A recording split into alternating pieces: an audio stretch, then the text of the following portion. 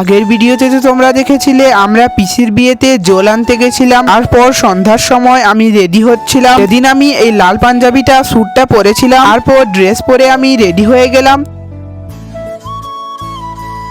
এখন আমি জুতো পরে চলে গেলাম কি কি স্টল হয়েছে দেখতে।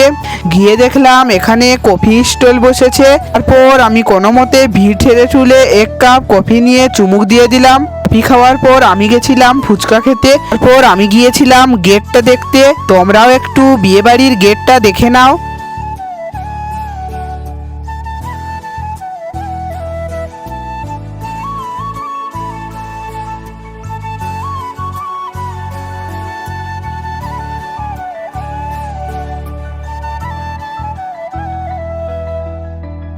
তারপর আমি চলে গিয়েছিলাম স্টেজের কাছে।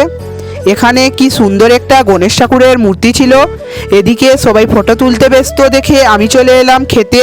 খেতে এসে দেখি এখানেও প্রচুর ভিড় ছিল। তারপর আমি বসে গেছিলাম খেতে। আর এখানে তোমরা খাবারের মেনুটা একটু দেখে নাও।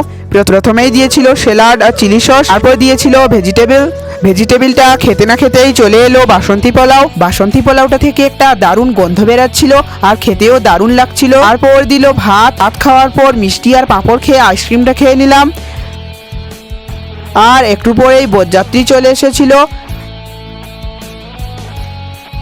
আর এখানে কত বড় কুপি জ্বালিয়েছিল। তারপর বর এসে গেছিল আর একটু হাইও করে দিল। তারপর এখানে বরের শালীরা জুতো চুরি করে নিয়েছিল বলে এখানে সবাই বরকে বয়ে নিয়ে যাচ্ছিল। গাইস, আজকের মতো ভিডিওটি এখানে শেষ করছি। তো বাই বাই।